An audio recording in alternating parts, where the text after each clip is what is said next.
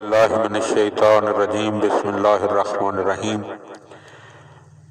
Live نہج البلاغہ channel پر جزیرہ خضرہ کے عنوان کے تحت ان خوش نصیب حضرات کے واقعات بیان ہو رہے ہیں کہ جنہوں نے حجت دوراں حضرت امام زمانہ علیہ السلام کی زیارت کا شرف حاصل کیا، اور سید حسن ابتہی نے اپنی کتاب ملاقات با امام زمان جلد نمبر 2 کے صفحہ نمبر 29 پر بڑی تفصیل سے اس واقعے کو بیان کیا، اور میں اسے اختصار کے ساتھ آپ صاحبان کی خدمت میں ہدیہ کر رہا ہوں۔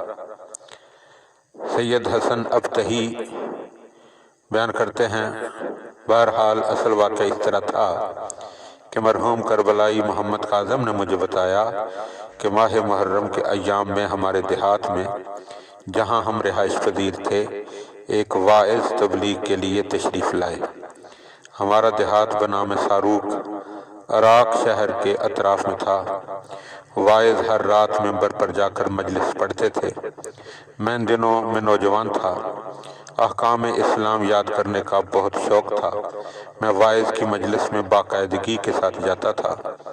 ایک رات کو واعظ نے تقریر کے دوران خمس و زکوٰۃ کے مسائل بیان کیے، اور واعظ نے فرمایا کہ اگر کوئی شخص خمس ادا نہ کرے تو اس کی نماز درست نہیں ہے، اس لیے کہ اس کے مال کا 5واں حصہ سادات و امام زمان علیہ السلام کا حق ہے۔ اس کا مال غیر مخمس ہے، اور ممکن ہے کہ جو لباس تیار کیا ہے وہ اسی مال سے ہو، یا جو مکان بنایا ہو وہ اس مال سے بنایا ہو جس سے خمس ادا نہیں کیا۔ آپ نے اس مال کے 5ویں حصے میں جو سادات اور امام زمان علیہ السلام کا حصہ ہے تصرف کیا ہے۔ آپ کا وہ تصرف غاصبانہ ہے۔ خلاصہ یہ کہ اس قسم کے مسائل بیان فرمائے، اور میں نے اپنے دل میں عہد کیا کہ جو کچھ احکام اسلام یعنی مسائل سنوں گا ان پر عمل کروں گا۔ میں احکام سننے کے بعد مختصر غور و خوض کے ساتھ مطلع ہوا کہ اس دیہات کے امراء اور ذمہ دار خمس و زکوٰۃ ادا نہیں کرتے۔ اس دیہات کا مالک بھی خمس و زکوٰۃ ادا نہیں کرتا۔ ابتدا میں اس دیہات کے مالک کو کہ میں نے یہ حقوق خمس و زکوٰۃ ادا کرنے کے لیے کہا، مگر اس نے کوئی پرواہ نہ کی۔ میں نے پختہ ارادہ کر لیا کہ اس دیہات سے ہجرت کر جاؤں اور اس دیہات کے مالک و ذمہ داروں کے لیے کام نہ کروں۔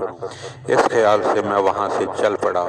قوم و قبیلے نے بہت منع کیا، بالخصوص میرے والد بزرگوار نے اس دیہات کی سکونت ترک کرنے سے منع کیا۔ یہاں سے ہجرت نہ کرو۔ میں جو کہ خدا سے ڈرتا تھا، ان کی یہ بات ماننے کے لیے تیار نہ ہوا۔ بالآخر رات کو وہاں سے راہ فرار اختیار کی۔ تقریباً 3 سال میں نے دوسرے دیہات میں جا کر ذریعہ معاش بنایا۔ گزر اوقات کے لیے میں نے اس دیہات میں رہائش اختیار کی اور پیٹ پالنے کے لیے کام شروع کیا۔ صحرا و بیابان سے خاردار لکڑی وغیرہ اکٹھی کر کے لے آتا اور انہیں بیچ کر اپنی گزر و بسر کرتا تھا۔ ایک دن میں اس دیہات کا مالک میری زندگی کی گزر اوقات سے مطلع ہوا تو اس نے مجھے پیغام بھیجا کہ میں نے توبہ کر لی ہے اور خمس و زکوٰۃ ادا کروں گا۔ آپ واپس اس دیہات میں آ جائیں اور اپنے والد بزرگوار کی خدمت میں رہ کر زندگی بسر کریں۔ میں نے اس کی بات کو قبول کیا اور واپس اسی پہلے دیہات ساروق میں چلا گیا، اور اپنی زمین میں جو اسی دیہات کے مالک نے مجھے دی تھی زراعت کرنے لگا۔ نصف دن کام کرتا تھا اور اپنی آمدنی میں سے نصف حصہ اس دیہات میں رہنے والے فقراء و مساکین میں تقسیم کرتا تھا، اور بہت سے فقراء و حاجت مندوں کی مدد کرتا تھا۔ اور میں اس بات کو بہت پسند کرتا تھا کہ غریبوں محتاجوں کی مدد کرتا رہوں، یہاں تک کہ گرمیوں کے دنوں میں ایک دن گندم صاف کرنے کے لیے زمین پر گیا، گندم کو اکٹھا کیا، कूटा, फिर साफ करने के लिए हवा की इंतजार करने लगा ताकि इसके जरिए से भूसा और गंदम के दाने अलग करूं।